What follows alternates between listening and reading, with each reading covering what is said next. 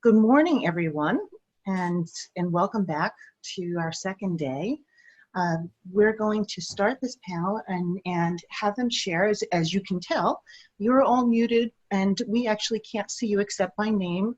If you have questions, if you wouldn't mind putting them in the chat, unless we enter during the panel discussions a formal invitation to dialogue, in which case we'll ask you to raise your hand and we will unmute you for that purpose.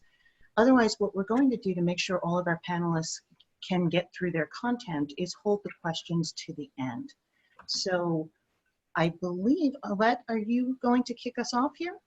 I am. Great, thank you. Good morning and good afternoon on the East Coast.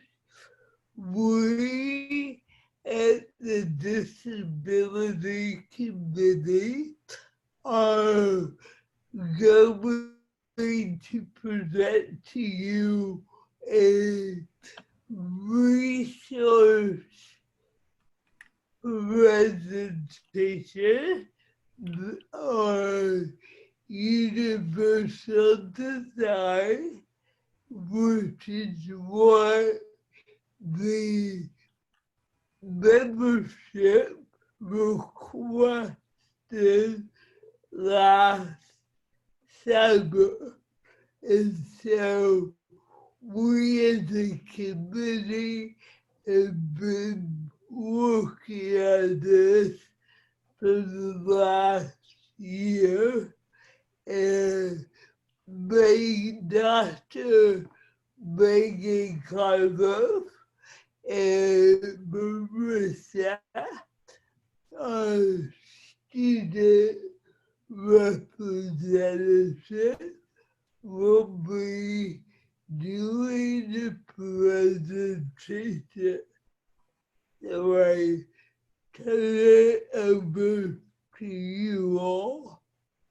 And Megan, will you share your screen? Yes, I will do that right now. Okay, let me get that bigger.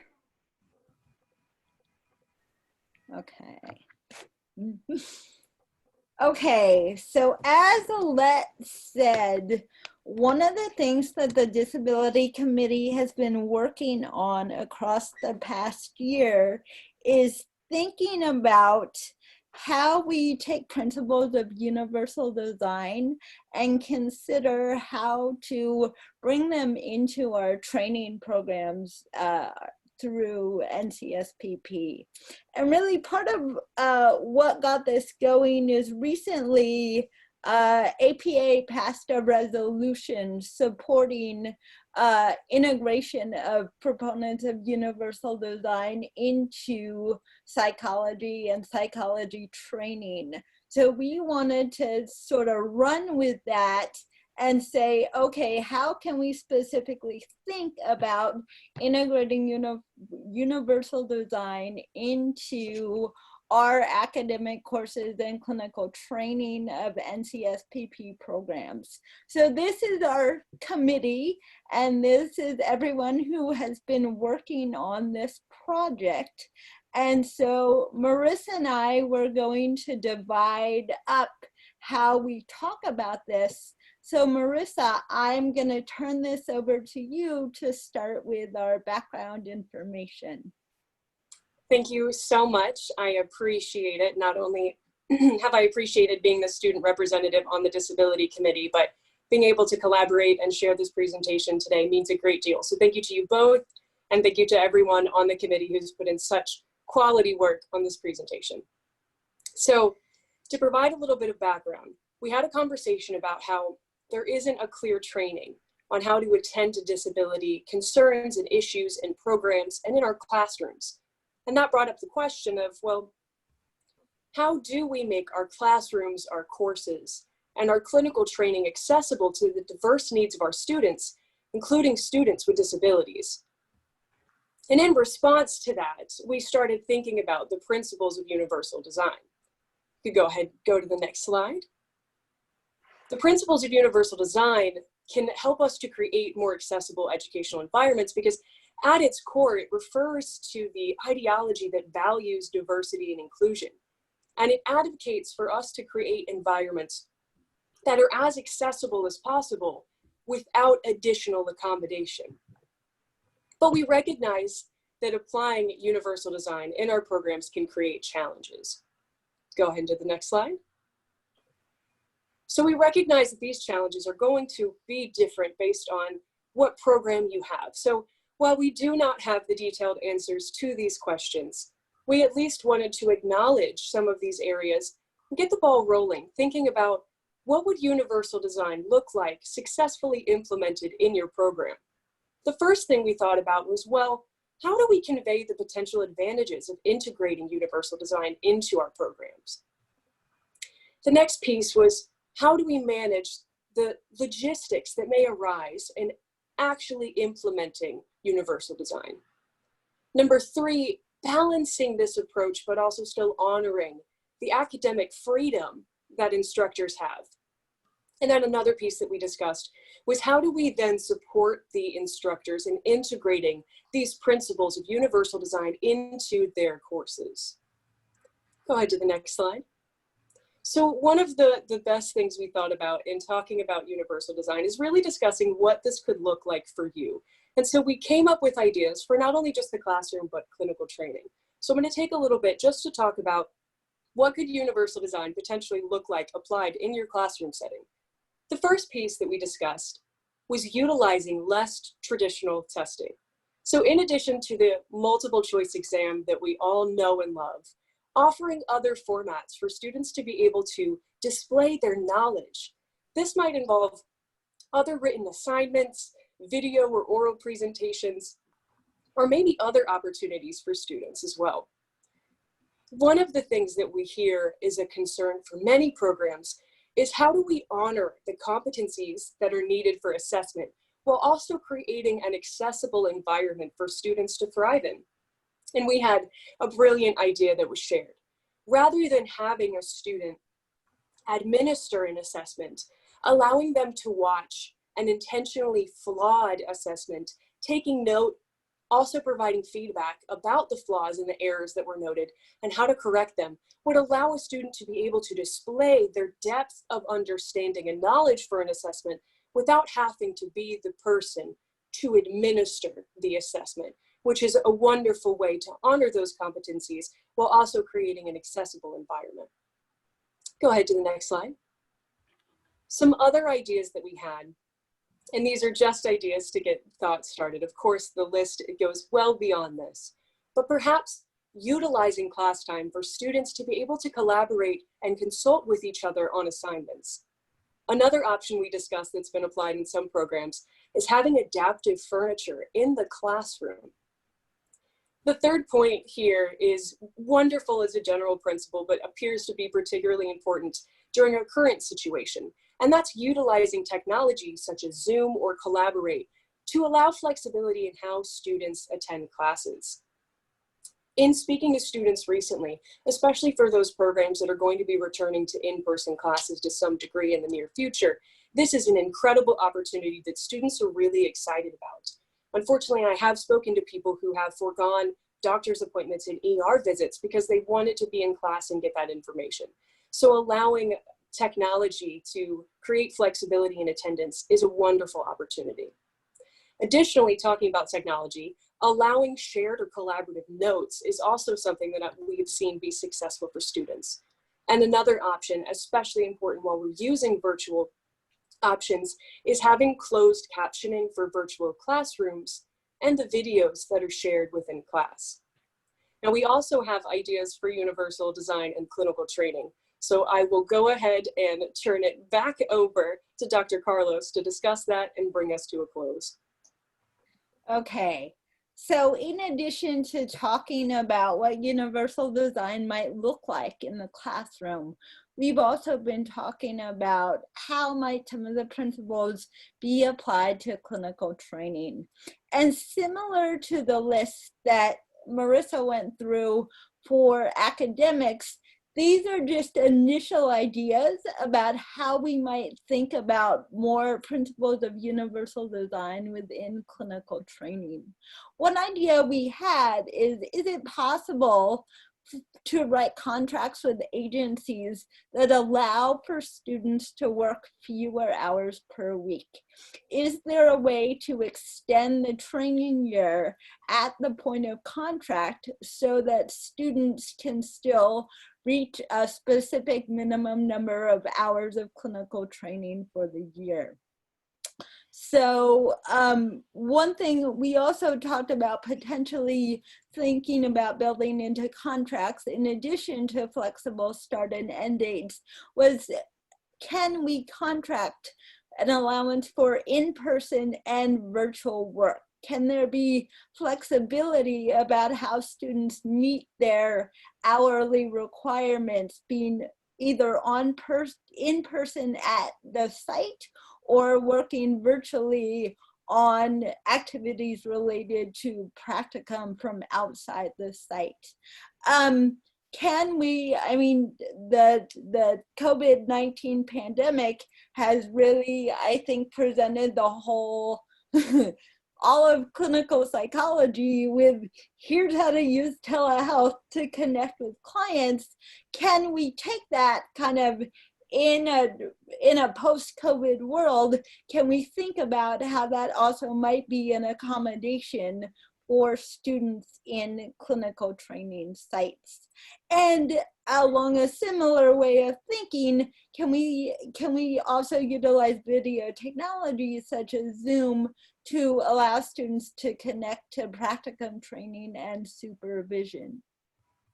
With regard to thinking about assessment and how students might meet requirements for assessment in clinical training placements, can we think about alternative supports for conducting assessments? So having access to psychometricians to help with data collection, being allowed to use iPad-based assessments, using scoring programs, and can those scoring programs be accessed off-site? Or can we use a team assessment model where students work as a team to complete assessments? All of these allow additional flexibility in how students gain training doing assessments. So also, can we use electronic health records to assist with the completion of chart notes? And is it possible to be able to access those from outside the agency? Allowing for half-time internships is another potential use of universal design within clinical training. Also, can students use transcription services for completing notes and reports? And as we were talking about universal design and how we might advocate for some of these alternatives for our students, one thing we talked about was the importance of having DCTs develop a relationship not just with the clinical director at the training site, but also with the HR director to help assist with the advocacy for students. In addition to thinking about universal design in clinical training and in coursework, we also have had some conversations about how we integrate universal design into our more programmatic systems. So thinking about admissions as a part of our program, we were wondering, is our admission system accessible to everyone who's applying? Are there measures we're using in admissions are those measures adequately assessing what we're seeking to understand about prospective students? So for example, are there built-in accommodations for if we give a writing sample during an admissions visit?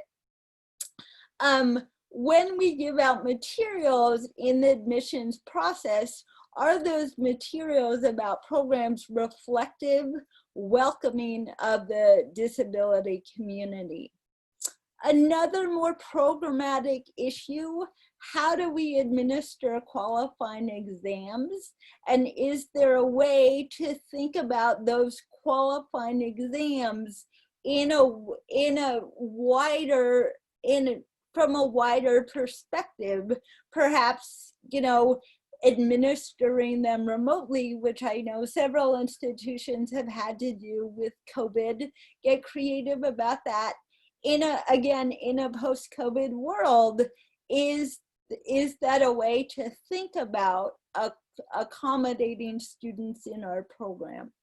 And a final programmatic issue is how accessible is the disability office to students? And what do our programs do to make that disability office accessible? In the interest of time, I just want to end with a conclusion and reflection.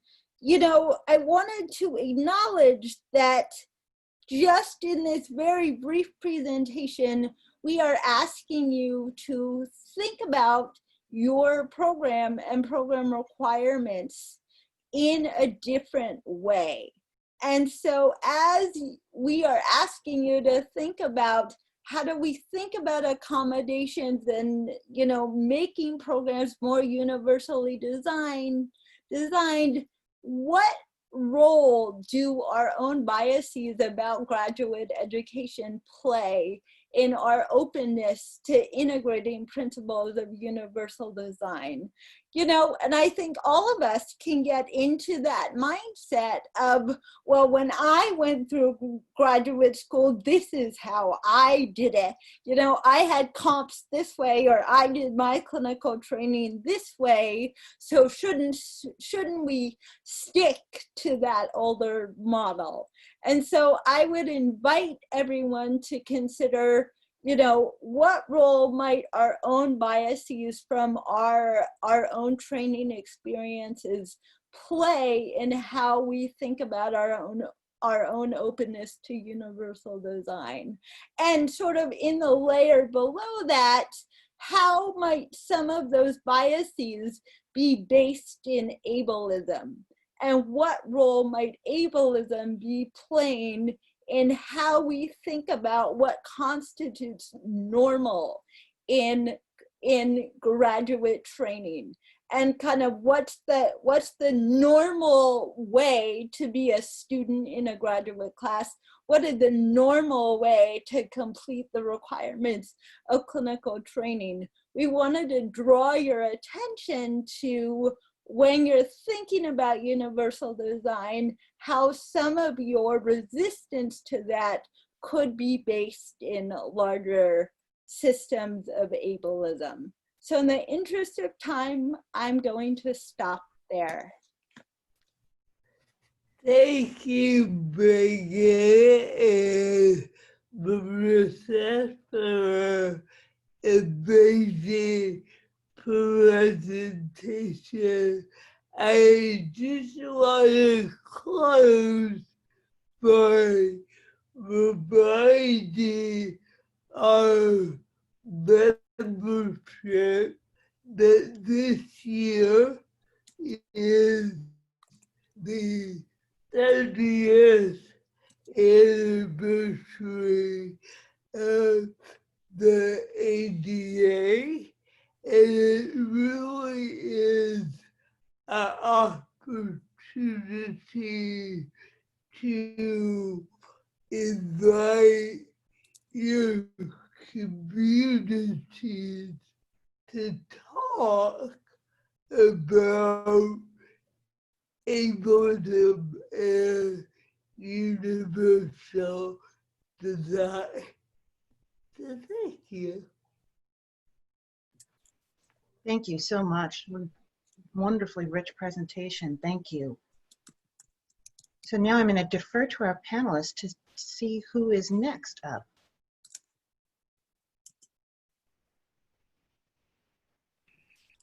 I think it's the it's the game of silence. Diana, I'll be happy to go next if that's okay. Excellent. Okay, great.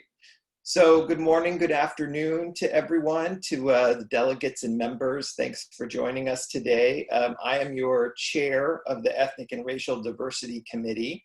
And I'm just going to give a couple of updates about our efforts and encourage all of you to please reach out to me and let me know if you have any thoughts or ideas about what I'll be talking about today. So the first one is, and sorry, I've got the sun coming in and it catches this giant schnoz of mine, so I'm going to move over here. So the first one is just to let everyone know, the diversity committees have been in a continuous conversation about how we're specific and how we're joined together. How each of these identity domains, if you will, that we're representing deserve, its own efforts, its own voice, its own resources and attention. And yet there's something that connects us all together as well, where sometimes it feels a little artificial when we're breaking these things up. So just to let everyone know, we're looking at the framework of colonization and decolonization as a way to take a look at all the different isms, all the different identity domains, and see where does the linkage happening, so that possibly in future presentations like this, we'll each give kind of our updates, but we'll also have a discussion about how it all blends and fits together. As some of you might know, yesterday, folks talked about FNA and decolonization in a great presentation. And so we will convene some committee chair meetings to discuss, and we'll give you updates as we go forward. So my second update is just to follow up with some things that we were talking about in the winter, which seems very far away right now. And that is that ERDC is going to be working and is working on we're going to be putting out some newsletters. We've got some drafts already there in order to help facilitate a more robust, not only conversation, but sharing of resources around integrating social justice into the curriculum. So the drafts of the newsletters that we've got that will come out hopefully pretty soon will cover bio-bases of behavior and psychometrics. And those newsletters, we've got interviews with faculty who teach those courses, and they'll be talking about the readings that they use, the classroom activities, the assignments, and how they evaluate those assignments. And so those will come out in kind of ERDC newsletter form, and we'll be kind of working our way, hopefully, through some of the more core science courses that we offer in our programs, because those seem like the ones that are a little more challenging or maybe have a little more resistance on how to integrate issues around ethnicity, race, and other kind of social justice themed things. So we've got that coming for you. And then the third update is Day of Service. Day of Service this year is quite a new and different experience for me. So in a way, as some of you know, I've been reaching out for help and consultation. And so I really welcome help and suggestions from everyone. So please don't hesitate to reach out. But the going model as we have now, I've talked to the conference planning committee and other folks. And my thought is that we would have sort of a kind of a beginning of the day kind of reflection awareness activity, where we're going to be talking about this concept of performative allyship, or sometimes what I call is kind of empty advocacy, just to explore our own intentions and goals and outcomes that we have for some kind of service. Then we'll try to stay reflective, but also do some kind of activity, whether it's finding ways to do it together or separately. And then we'll come back live at the end of the day to kind of debrief and have a discussion about what you did, but more importantly, kind of sharing insights that you had in that reflection activity. So the piece that I think I need help with is finding, as things develop, I've taken a look and there's not much out there now, which makes sense to me. But as we get closer to the midwinter conference, if folks have thoughts and ideas about online virtual sorts of events that are occurring that we can do either separately or together, please reach out and let me know. I'd really appreciate it. So with that, your ERDC chair is done. Thank you. Thank you, Judy. Really appreciate the updates. So, Conjit, Priscilla, which of you would like to go next? Okay. I'll go. Thank you. Good morning and afternoon, everyone. Let me just share my screen.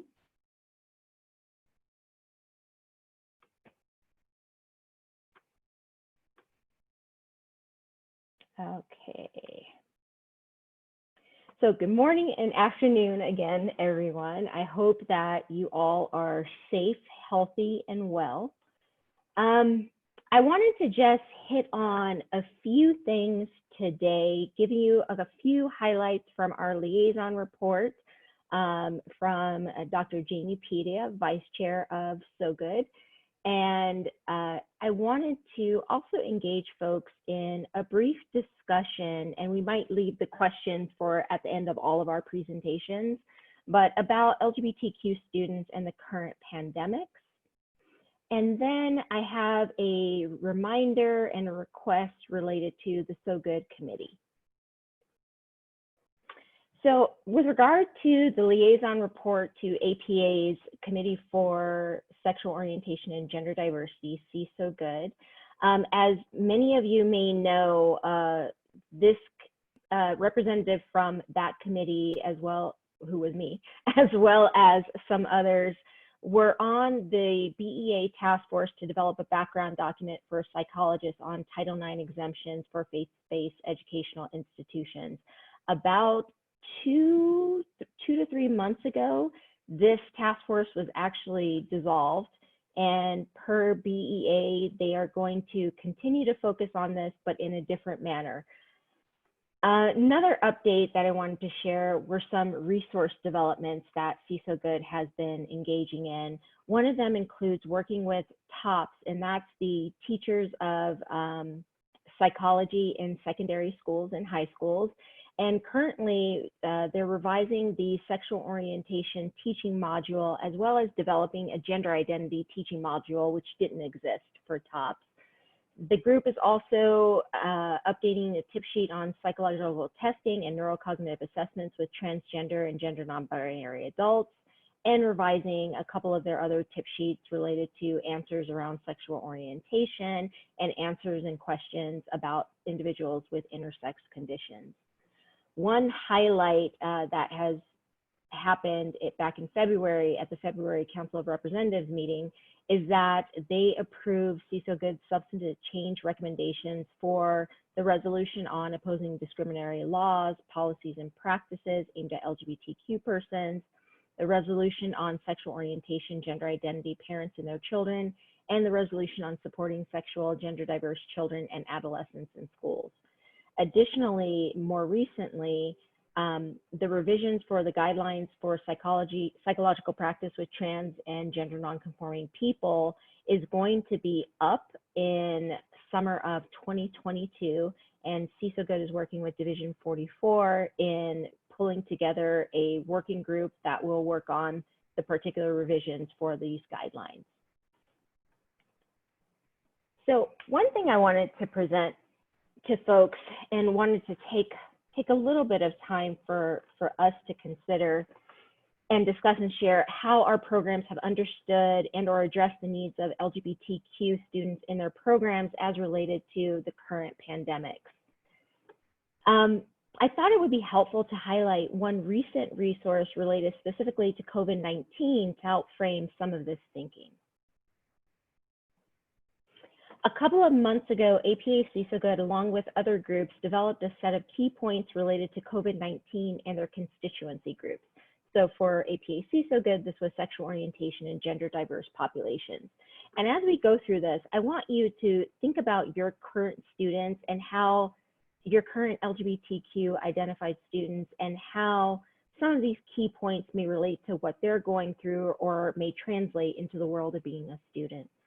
So one of the things that we know is that there are physical health disparities for SOGOOD adults, including increased rates of cancer, cardiovascular disease, alcoholism, substance abuse, obesity, autoimmune disorders, and chronic pain. In addition, mental health disparities also exist, and these include increased rates of PTSD, depression, anxiety, OCD, and suicidal behaviors. More recently, therapy communities have noticed this anecdotal increase in gender dysphoria within trans communities as a result of teletherapy and trans folks essentially having to consistently stare at themselves on videos. Additional health disparities include historical trauma for queer and trans communities. This includes considering loss of a community as a result of illness or disease, particularly the collective experience of HIV and AIDS that continues to disproportionately impact queer and trans communities, and especially trans women of color. This community also deals with access to care, and barriers to accessing medical attention in the context of COVID-19 for this population include lack of respectful identity, trans-affirming medical care, medical mistrust related to direct experiences and or fear of discrimination in healthcare settings, concerns related to having preferred names, gender markers, and or photos and forms of ID, and disproportionate lack of insurance and or ability to afford medical care, as well as variability in state-by-state protections for SOGOOD populations. Lack of paid sick leave and higher likelihood of having to rely on work industries or institutions that have been impacted by the pandemic is also of concern. Fears related to immigration and or citizenship status given the overrepresentation of SOGOOD communities in some refugee asylum-seeking populations, and lack of access to affirming medical health care and individual psychotherapy. Further, individuals that are seeking gender-affirming medical interventions have been placed in some areas indefinitely on hold. Clients may not have the resources to reschedule, especially given the lower rates of access to financial resources and healthcare insurance among the trans community in particular. Lastly, lack of access to affirming care has also been associated with poor mental health outcomes and may be a compounding stressor for vulnerable populations. Of further importance when we're thinking about this particular community, there's also the consideration of the intersection of communities and identities, as well as the role of community connectedness in a time where we're having difficulty being able to connect to each other in the ways in which we've normally been able to in person. So one of the things that I would like for folks to consider and to hold this question at the end, we'll open this up for folks, is how does your program understand and address the needs of LGBTQ students during the current pandemics? So we're talking about COVID-19, and we're also talking about what Dr. Sandy Shulman has identified and others within APA and outside as the current racism pandemic. And what does your program need in order to best serve our sexual orientation and gender diverse students?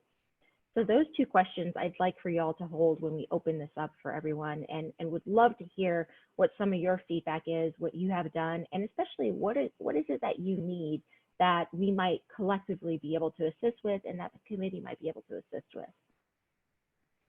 Lastly, I wanted to share with folks that I am looking for a smaller group of committee members who would like to work on furthering the goals of SOGOOD.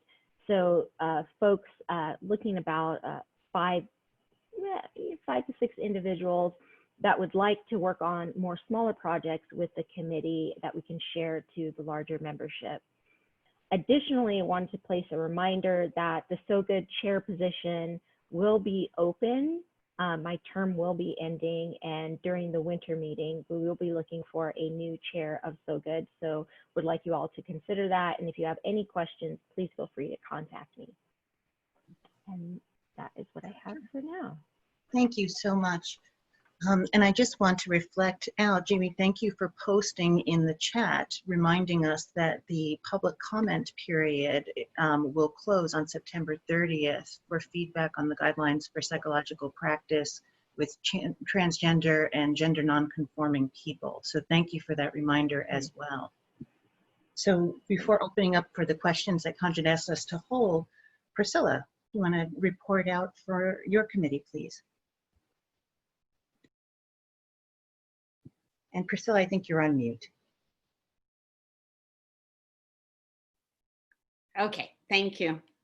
Hi, everyone. I'm glad to be here. Against a lot of odds, we've had a furious storm on in the Washington, D.C. area. So I am connected with a hotspot, which I hope I don't get dumped out of. I am the chair of the Women's Committee. And I do have a vice chair, Sandra Kenny. I'm not sure whether she's here, but she is my vice chair. I became chair of the Women's Committee in January of this year, and feeling very motivated, I sent out the first article that I had promised I would send out to the audience, the membership, sorry, on a regular basis. But then COVID hit and that went to a stop. But looks like we now have to acclimatize to living in this new COVID world. So projects have to be resumed. And that is one that I do have on my table to continue to do. In March, I attended the consolidated meeting for APA, and I was the liaison to the Committee on Women in Psychology. And the big discussion there was around violence against women. COVID was just taking off at the time, and people were already talking about women who were in abusive relationships and really struggling to be, you know, caught up with their partners and not having any outlet because of the shelter-in-place orders. And that continues to be a big issue, and you'll see in some of my resources that I have where that comes out. APA, the Women's Office, is working on more resources for women, and when that gets finalized, I will distribute that to the membership. Jude had mentioned intersectionality, and listening to Conjit, I realized how women's issues, there is such a strong intersectionality that emerges because women play so many different roles in the world. When you think about it, you know, women with the coronavirus, they have been disproportionately impacted with a variety of gender-based challenges. In most families, the primary caregivers are women.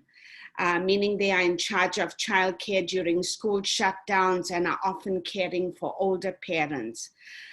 One of the resources that I have on Dropbox that everyone will have access to comes from the National Child Traumatic Stress Network, and it has resources on parent caregiver guide to helping families cope with COVID, simple activities for children and adolescents, supporting children during COVID, during coronavirus and coping in hard times, a fact sheet for parents to explain to children what the coronavirus is all about. The National Organization for Women also has some resources, and I have a link there. And finally, APA has hashtag Equity Flattens the Curve, which has tons of resources on on coping with COVID. A lot of it is advocacy resources, and it teaches us how COVID-19 knows no political boundaries, but it's very clear that some people, as a result of this crisis, this pandemic, have social inequities. So this website teaches people how to contact their local officials and get politically involved in what they call cutting through the noise. And I hope people, will be able to take a look at that. And then finally, well, actually two things. One is, like Conjit, I would like to know whether people, I love writing. Yesterday, Fran mentioned that we have to do more of that. So I was wondering whether people wanted to join me in a small group to write around women's issues around COVID. I would be happy to collaborate with people on something like that. I feel like there's not enough written on the subject. So if anyone's interested, please email me back channel and we can get started. I do have some help with research assistance. So, and they're very eager beavers to wanna write. So, so maybe we can put something out before the year is over. One final question I had was, I would like to know what people are interested in getting from the Women's Committee. Do you want webinars? Do you want to have speakers, invited speakers? I'm a little sort of hesitant because I don't want to overload your schedules.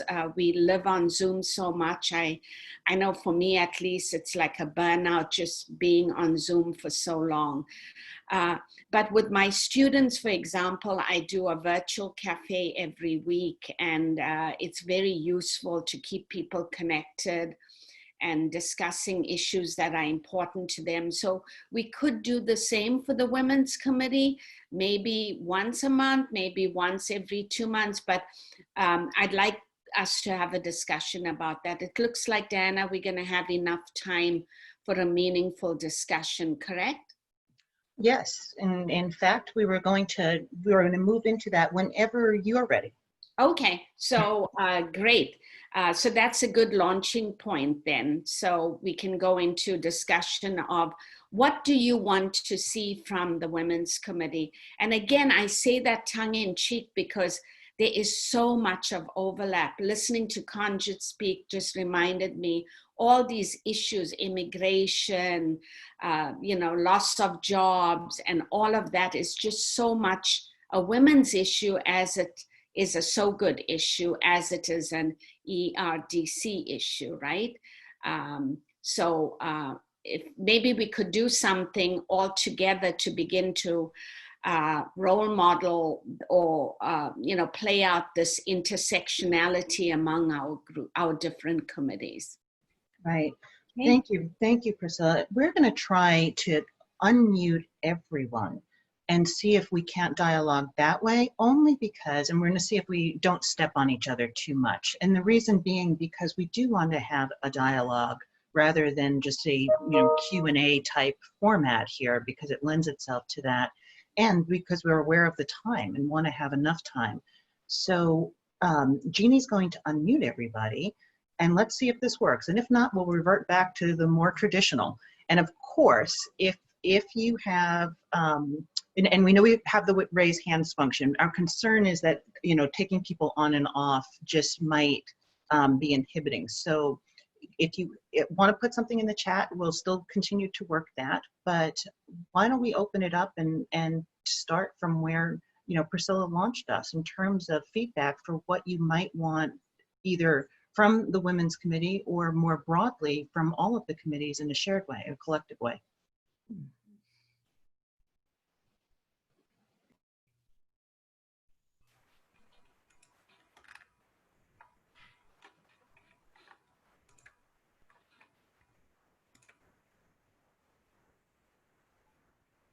So let me just test the technology. Did we in fact unmute you? Let's try that first.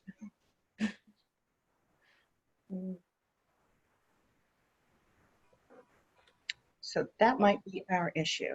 Well, I know I got unmuted. Me too. So, Yes, you should have had that functionality though. So I don't know that everyone else did. Okay, hang on one second. Let me see if I can assist here. well, I also just want to highlight that it's important. I know Jude said this earlier. We really want to collaborate and work But it won't. with the intersectionality. Participants are unmuted. And so maybe that is where we begin, is hoping a diversity virtual cafe about the intersectionality and identify some type of project we can work on collectively as a group. I love that idea, Let. Thank you. Definitely we'll be pursuing that. Also, Diana, it looks like Veronica has her hand up. Okay, let me go there. We'll do this the traditional way then. We'll revert back. So let me get here. And on. Yes, here we go. So let's try that. You should be able to unmute now here. Okay.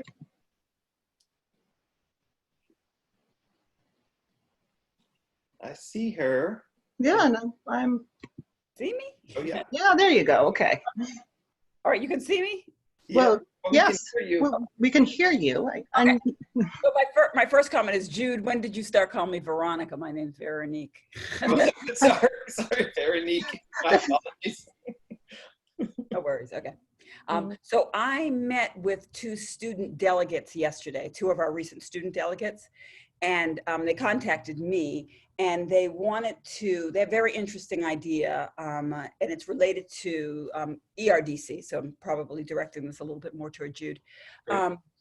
But overall, and in general, now that we're moving to a more hybrid model in terms of our conferences and meetings, I mean, we don't know when we'll be back together 100% personal. But even going forward from, you know, the president's address yesterday, she was talking about how we'll probably have hybrid models.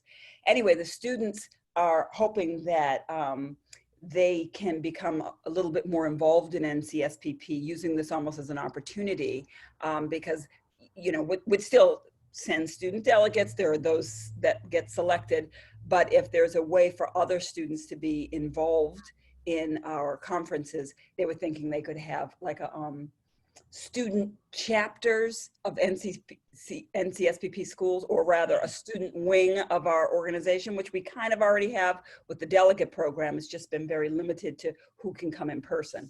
So they wanted to us to think about how to expand that to include students. But in terms of a more recent and urgent need, they wanted to approach possibly ERDC, this could possibly live somewhere else. How could we get more support, particularly to students of color?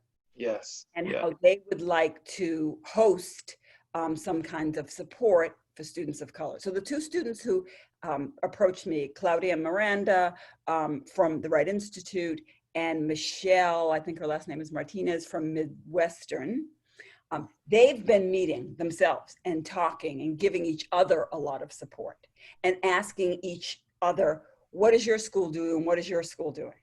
That's So great. they brought up the point that, you know, at NCSPP, all of the leaderships of our school, that's what NCSPP is. We get together and all the leaderships of our school say, what are you doing? What are you doing? And how can we help and support at the administrative and leadership level? How can that be brought down into the level of students? That's So perfect. these students really want to spearhead some kind of an effort that where they could, where the students at NCSPP schools can talk to each other first with a very focused conversation about supporting students of color at these different schools. What are the different schools doing? How can we learn from each other, share resources so the students can feel that support? Does that make sense? I hope I'm getting it. Yeah. No, Veronique, I think that's wonderful. And I have the thought, Mhm. obviously this would require a more lengthy discussion, but we have delegates, faculty delegates from every school. I want us to think about, why don't we have student delegates from every school that meet together on a regular basis virtually, and they could have their own listserv. And I firmly believe students need to have a voice in our organization. In the past, I think, am I still, I'm unmuted? Okay. In the past, I think it's been somewhat practical, financial. If every school had student delegates and we brought all those student delegates, that would then increase costs or something like that. But if you were saying virtually, and I think that's what I heard you say, Yeah. the student, I don't know why I couldn't think of the language. I was a student wing, a student arm, student delegate. I mean, we already have that infrastructure. All the schools, nobody belongs to NCSPP as an individual. We belong as schools. Our schools belong to NCSPP. And if we had student delegates, now some of those delegates, I still like the idea, maybe because I love my position, shepherding them through the conference, the in-person conferences. I love doing that and I still want to do that. So we still might have some kind of rotating way of inviting students, but Right. yeah, but they don't want their own sort of NCSPP thing. They want to be in conversation with us because they know that this is where the power lies. Right. Well, with our leadership. They're very timely because at EC on Sunday, we actually discussed forming a small group to explore ways to do exactly what you're talking about, which is to expand the student engagement. Yes. And so this is perfect timing. And I do think that we need to find a more formal way of doing so. Yeah. And it sounds like they're ahead of us, which is fabulous. Yes. I think it's beautiful to add on what's already there as someone who has benefited from being a student, and it's an incredible opportunity, and I'm happy to help make that come to life, whatever way that needs to. Oh, great. Excellent. Thank you, Marissa. Perfect. Right. So we have these two students that have identified themselves. They, like I said, see an immediate need through students of color, and maybe that could sometime kind of way be facilitated through ERDC. But all these are great ideas. So Diane, great. Diana, if you take this to the EC and you know that, you know, myself and Jude and Marissa, you know, that we, yep. We'll follow up. I'm going to identify the three of us as being interested in seeing this happen. Thank you. Excellent. We'll do this with urgency. Thank you. Okay. Veronique, this is Priscilla. It also sounds, the model seems very similar to what APA has, because you know, APA has student delegates on most campuses. So it'd be following that there already is a model for that. So it makes a lot of sense. Yeah. I remember when I was a graduate student, that's the first thing I volunteered for, and I didn't realize I'd become so involved in APA later on. So it's also a good way to teach students about, professional development, later in their careers, and advocacy and all that good stuff. So I really love the idea. Yeah, and all the students who have been a part of the student delegate, we have student delegates, right? But that we've done this on a rotating basis. It hasn't has had as much inclusivity of all the schools, but those who have participated, and Marissa can talk to this herself, have absolutely loved it. For some of them, it's like life-changing for them. Yes, absolutely. And Levita made a good point in the chat regarding the fact that other councils do have student representation on their ECs, and that we will need such representation at the CCTC conference. So I think that this is timely on so many different levels, and it's wonderful to see the convergence. I'm mindful of our time. We only have a few minutes here, and it's hard to know what direction to go in because there are so many ends that we opened. So Kanjit, I know that you had specifically asked for feedback. Do you want to explore that, or at least open the dialogue for what you had requested? Sure, thanks Diana. And actually, I'm gonna put those questions, let's see if I can get it in the chat box.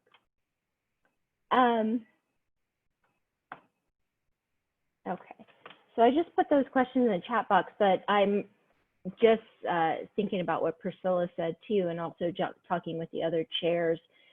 I think these questions, we can also think of it in an intersectional manner. So I think it would actually be very beneficial to think about, how does your program understand and address the needs of your students with their different intersectional identities during the current pandemics? And then what does your program need from us as a whole, or us individually from each of our different constituency groups?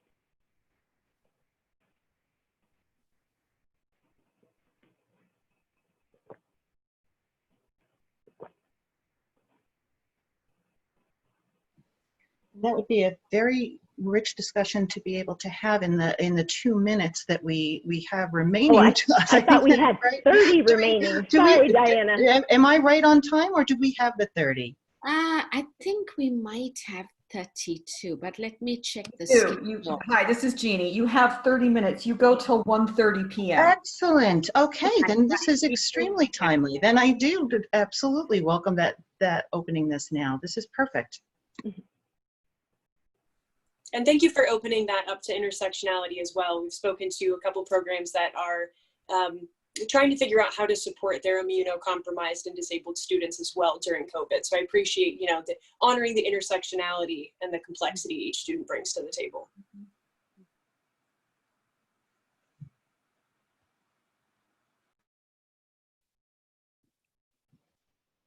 Yeah, sorry. No, please go. If anything, I think the COVID-19 has really accented intersectionality. I find for me and for my student body as well, because now when we arrange meetings and all that, we have to have a consideration for childcare, and not just childcare in faculty's lives, but in student lives as well. And so it's brought all that to the forefront, and that's why I like the flattening the curve idea. We all are equal right now. Right.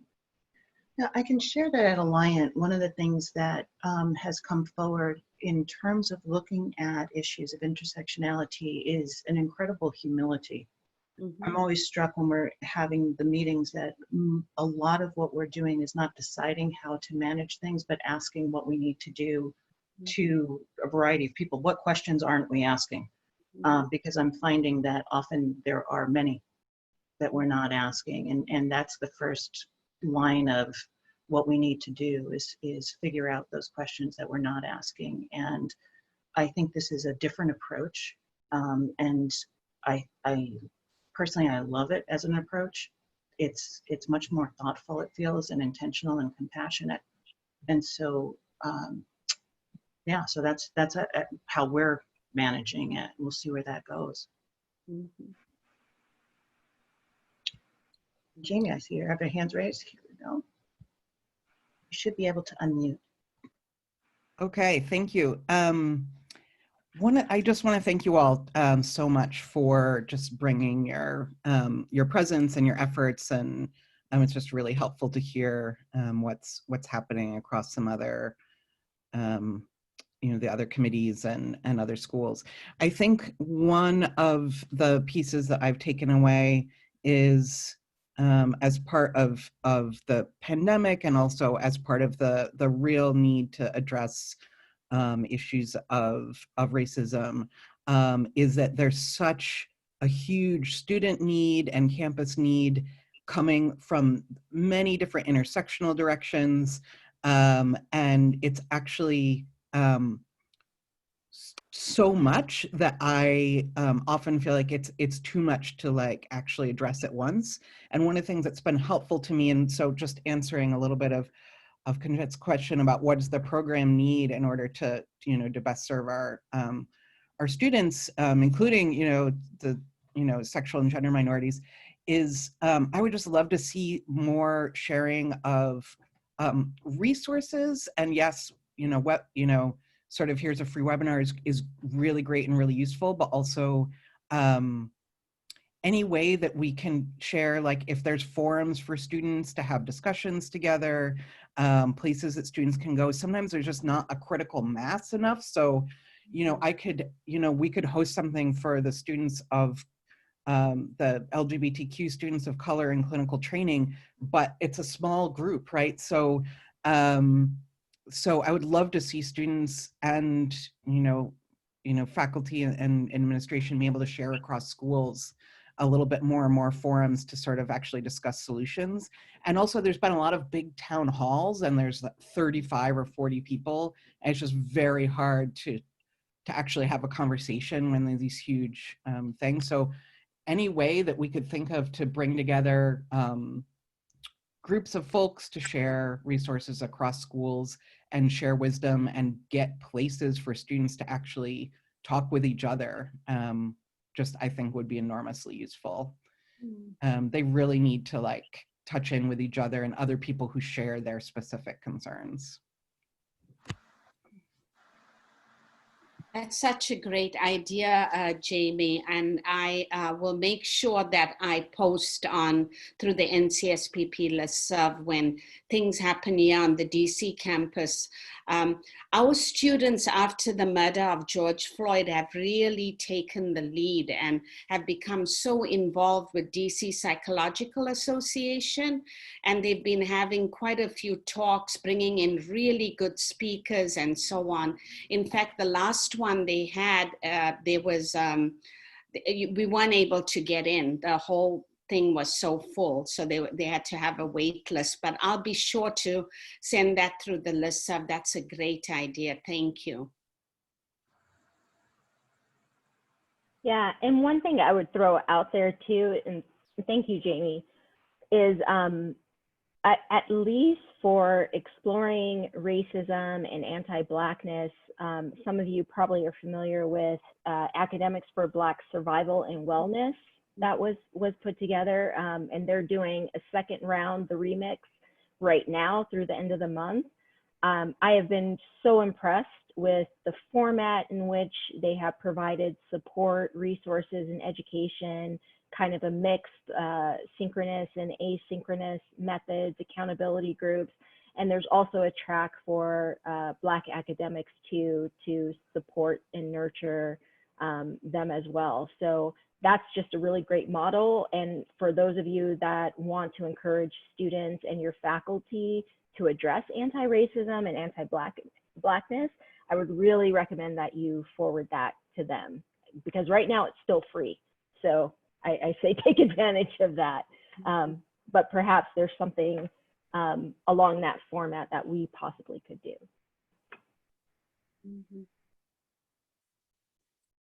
And related to that, Conjure, and I'm not sure whether this is the right place to bring it up. I'm not sure whether people know that Division 45, which is the ethnic minority division, is actually boycotting the APA convention this year. So all the people that were presenting and all of that, they will not be presenting. I don't know the details, but apparently the way APA handled it made them all decide that they were not going to participate. Conjure, do you know more about that? Because I know you were active in APA. I am, but I didn't know about that. I'm on the presidential task force for Division 45. And so, yeah, that is correct, Priscilla, that's the current stance of Division 45 with the convention this year. And I think just, you know, I think it was more procedural and how communication occurred and the prioritization of things. But I can't speak for all of Division 45, of course. Right. Well, I only raised it because, you know, it affects ethnic populations, and that is the division that does most of the presentations on ethnic issues. So now that's going to be missing, you know, from the convention, and doesn't feel right to me. But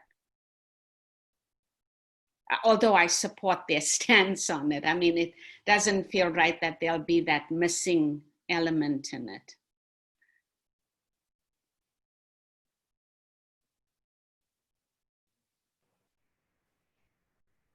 There's another hand up. Oh. Yes, Gilbert, you should be able to unmute yourself. Yeah, I think, can you hear me? Yep, we can go. Great. I think that the Division 45 withdrawal might have been a result of the Equity Flattens the Curve listserv.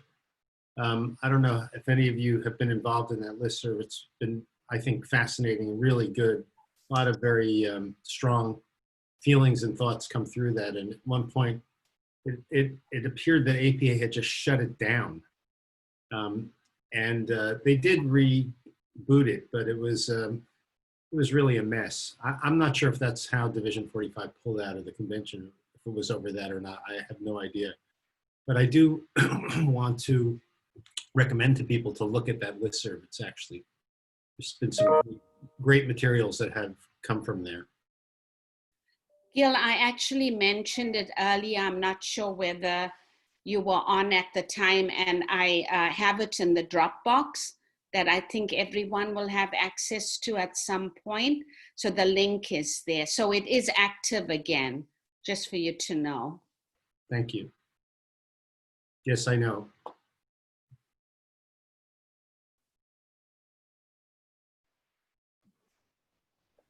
Excellent, thank you. And yes, Priscilla, the things that are in the Dropbox will be posted to the website, so people should have access shortly. Actually, am I still unmuted? You are still unmuted. Yeah, I'll also mention, today APA sent out a revision of the preamble to the ethics code. And Priscilla, I probably didn't hear you because I was reading it.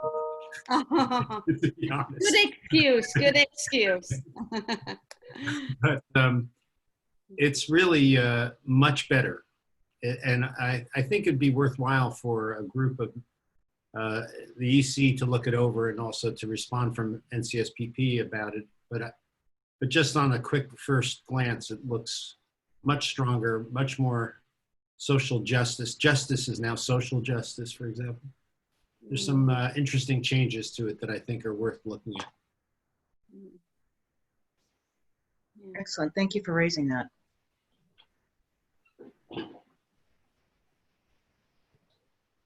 Okay, I think you should be able to unmute yourself.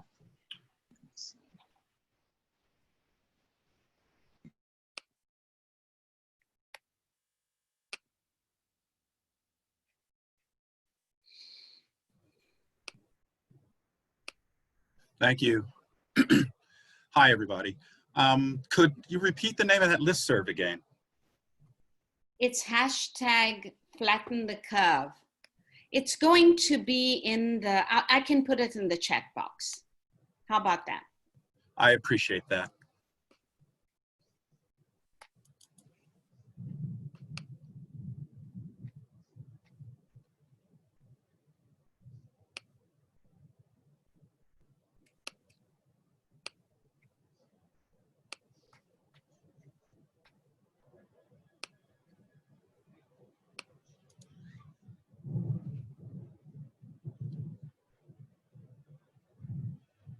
You know what Gil just raised around social justice and the ethics and all of that. I'm just wondering, you know, down the line, maybe we should take an issue and all the committees, the different committees sort of discuss it. And that would be a good way to also blend in intersectionality.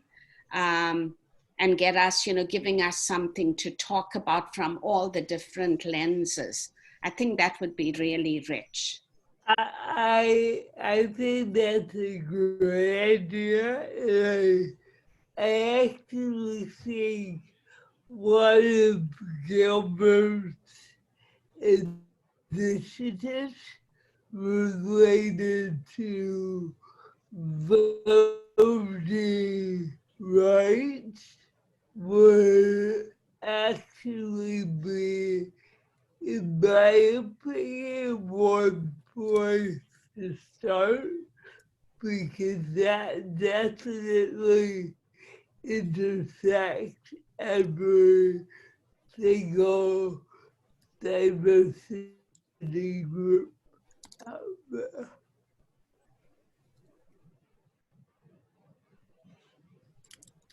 Yeah, agreed.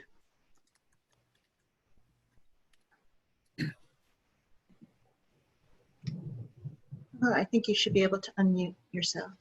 Good morning. It's Lehua Edstrom from Northwest University. And thank you again, all of you, so much for this, for the really rich information that you've shared with us and for the exciting things that are happening at NCSPP and in our partnerships with other groups. One of the things that I've been thinking about yesterday and today during our sessions is how to get a better handle on what our students' needs are. I've sent out some surveys here and there to students to find out what they need. We've had town hall meetings with our students. I've had individual meetings with students, and I know that there's so much more going on. And one of the things I'm grappling with, well, two things. One is how to get a better handle on what their needs are and how they're doing. I know that many of them have lost their jobs, their spouses have lost their jobs, they don't have quiet places to study. I mean, there's so many things that they're grappling with. We've had several diagnosed with COVID, and they're still getting over that. And I know that there's so much more that's going on and more that they need. But at the same time, I'm also grappling with the reality of our workload and what the faculty can realistically do. It was hard to arrange town halls, and we've only had a few of them for each of our cohorts. And it was hard to arrange time for faculty to get together with them. And the faculty are really struggling too. And so anyway, I'm interested in ideas that all of you and all of our membership might have about how to engage students so that I can get a better feel for what they're grappling with, but also how to manage the constraints of our faculty and their workload.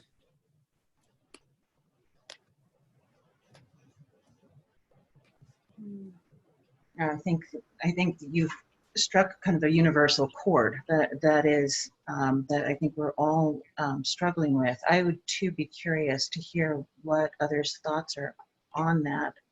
I know, at Alliant, this is a constant tension that we're working with, is how to support both students and faculty. And balancing asking for what help is helpful and at the same time not wanting to burden the students with having to educate us as to what they need, particularly our marginalized students who are already struggling so much. And so it feels like a very challenging balance. And so I'd be curious too as to how others are managing. Yeah, and I think I would want to add to that I don't even know that the students fully know what they need. I think perhaps that's true for faculty as well.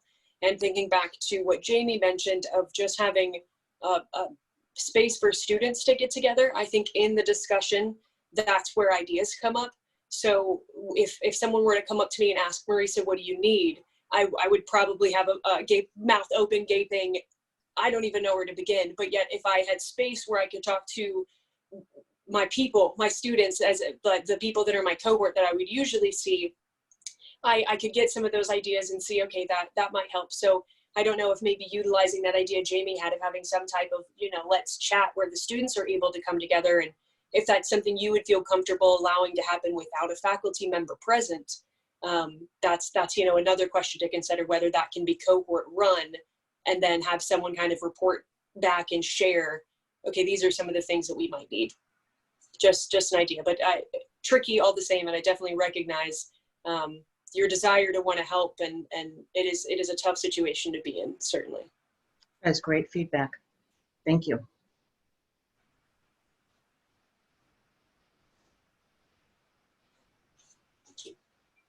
I think one thing to add as far as getting information from students and also disseminating information from students, for us at Fielding, one thing that has been helpful is utilizing student governance. They have their own, students have their own Facebook group that student governance run. They tend to be more freer in sharing their needs to them. So we've polled students on issues, but found that students were more responsive when student governance polled them for issues, and they were a bit more direct. So that was something that was particularly helpful. And we also have members of student governance on each of our committees. So they get a sense of what faculty are struggling with too. So they're able to kind of be that intermediary to present both sides. So that's been helpful.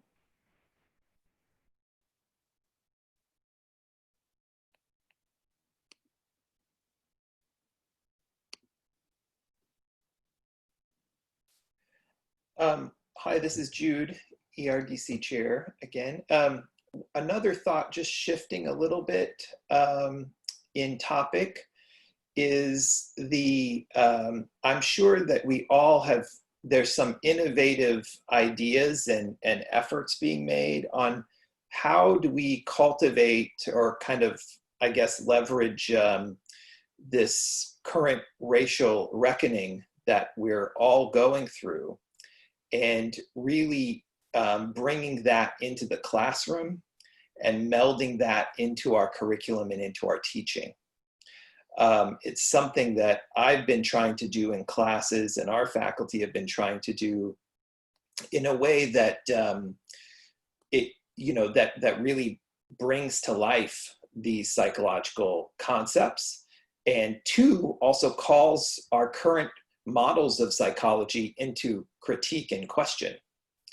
And so having our flexibility as instructors and faculty on how to bring in these current events into the classroom, and also allow the students to really, and all of us, to kind of bond together in the struggle and hardship that we're in and we've been in for forever and ever.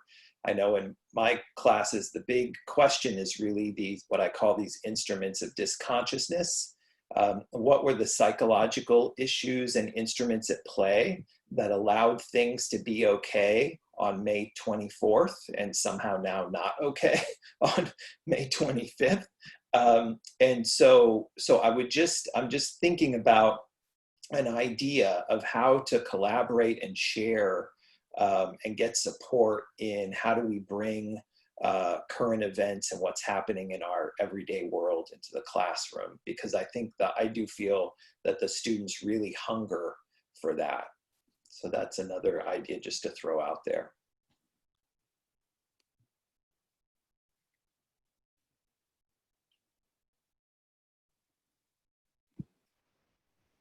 Jen, what struck me about what you just offered is it resonated for me with a comment that Gilbert had made in a different setting about us committing to the decolonization of psychology, and what would that look like? You know, how does that then transform how we practice and impact the world? That's right. Yeah. And I think it is a really great dialogue. About that. Mm-hmm.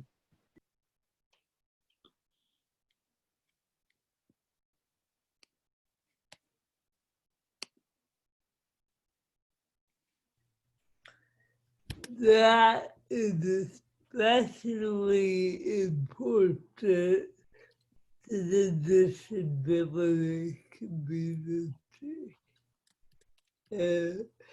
How I feel actively and how it's been established actually to oppress and marginalize disability, which is why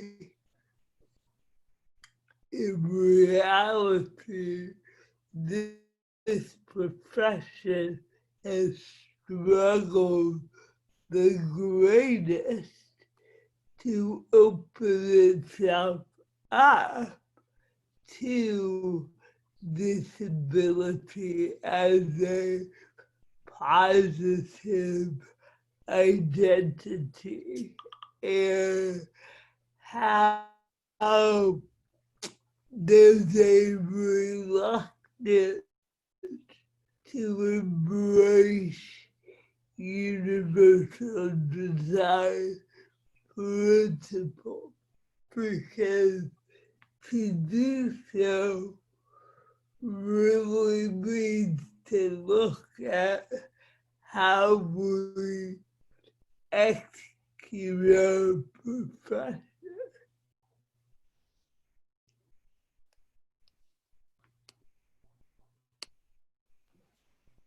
That is an excellent point.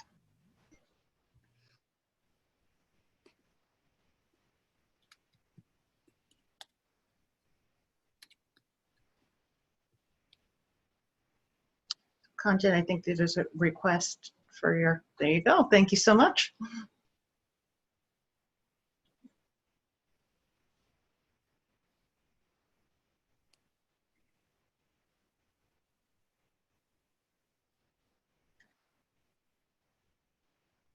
So if there are no additional questions, I want to invite the panelists. Do you have any closing comments that you want to share? Well, I can say that I've already had 2 people volunteer to write something, so I'm really excited about that. Again, any takers, please email me as soon as you can. If we can get 1 or 2 more people, it'd be nice to have 5 people on an article. And again, let me know if you would like to have any webinars or speakers, or, you know, what would you like the Women's Committee to do for you, for the membership? So let me know.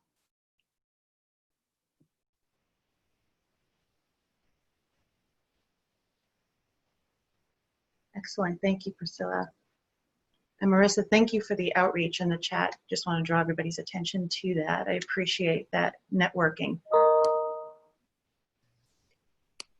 And I will add, as chair of the Disability Committee, if anyone is interested in working with us, we meet the first Monday of every month at 1 p.m. Pacific Standard Time, but we'll also welcome any help and collaboration outside of that time.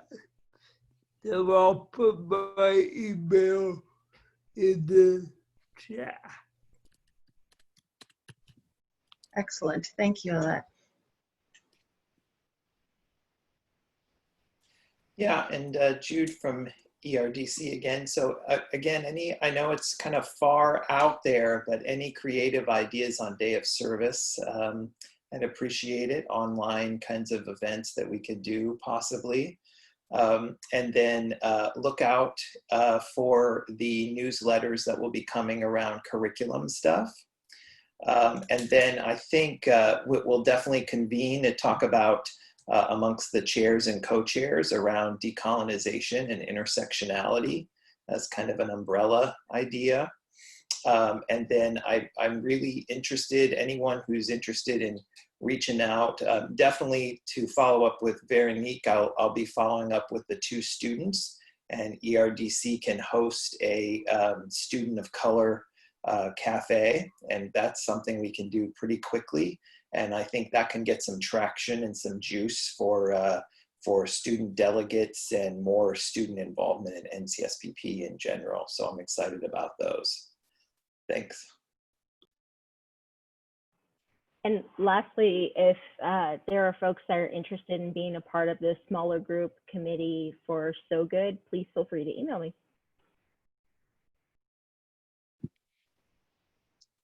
Excellent. Well, I want to thank each of you for such a rich discussion and for all of the work that you're doing on leading these committees and on our behalf, and for everyone who's engaging and everyone who joined today for such a rich session. And I look forward to seeing you in the next space that we joined. So enjoy your break, and we'll gather together again in about a half hour. Thanks, Diana. Thank you.